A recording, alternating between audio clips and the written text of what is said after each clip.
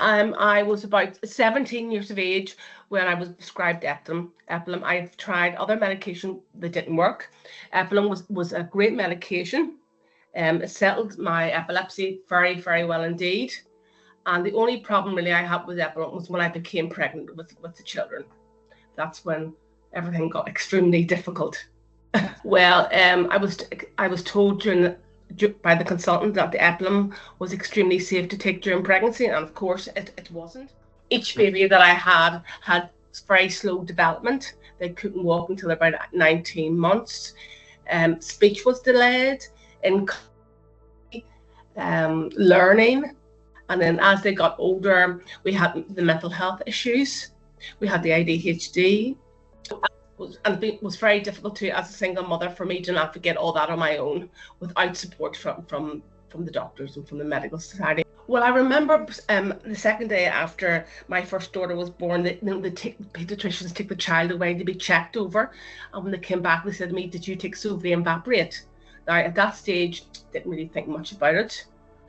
But then as she got older, I noticed she had facial problems. Her forehead was very wide and her eyes were very far apart. I just thought she was an ugly child. But sorry. She's a beautiful person now.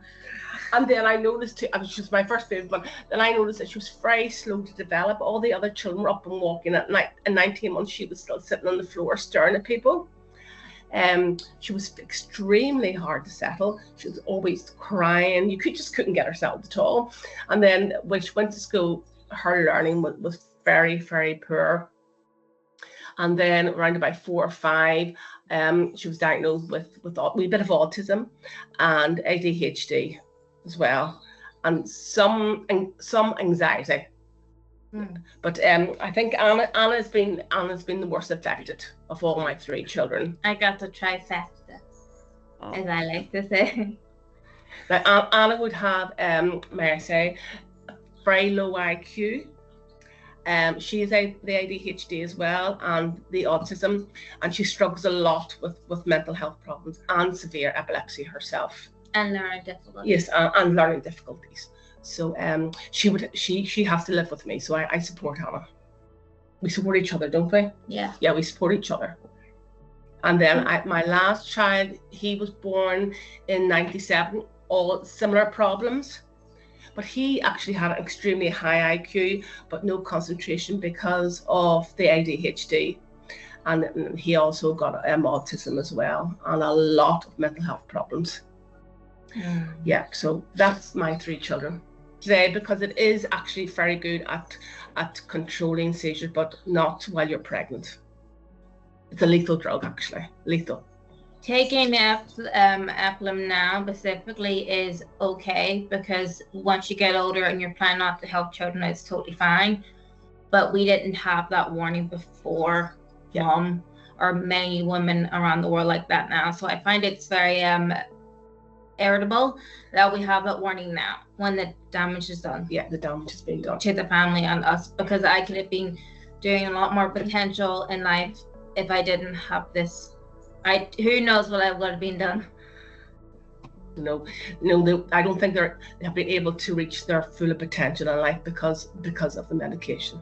Watching my siblings and even the rest of my family, they're incredibly smart and they accomplish all these great things, and at times it's hard not to be saddened that I could be like them, but then I have to just be grateful that I'm here and I'm happy, and all the being in school, and I even went to college in Lisbon. All that made Mum very proud, and I have a great job and I'm happy about it. But I would have liked to accomplish more in life if it was people able to do it. I would have liked to gone to university like my sister and my cousins. Probably not followed in the same path that they did, but I would have liked to make myself more smarter and educational, show what I could have done, prove everyone wrong that I said I couldn't do this or that over the world.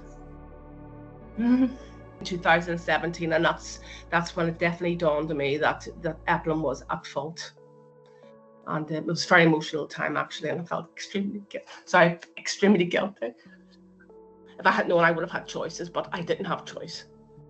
So I was extremely cross and angry at that stage. Well, I feel actually still to this day extremely angry about it. I carry an awful lot of guilt, because if I had the right options, I could have made different choices.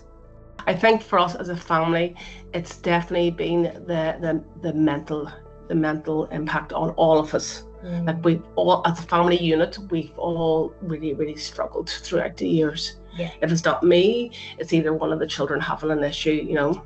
And I think medical people haven't been great, you know. They haven't been great. No. They haven't really acknowledged the fact it was epilepsy. They would just say your child's got ADHD or the child's got autism. They really don't know it's the sodium and valproate. And you're beating your head against walls. You're running around seeing different people trying to get the answer for your children. That's never really forthcoming. So it's been hard. I would love an acknowledgement of somebody saying, sorry, no, it wasn't your fault. You didn't get the right information. You should have got the right information, but we didn't give it to you. And I'd love to know why. I'd love to know actually why they did not tell us. And me and my siblings are the product of this medication that should have been more looked into, more deeply thought about. Like, was this a half-baked idea, or was it fully thought about? Because we're emotionally exhausted about the whole thing. We need it to be just sorted out and people can move on with their lives. Yeah. and heal. Heal. Heal. Forget all about it. We need to heal.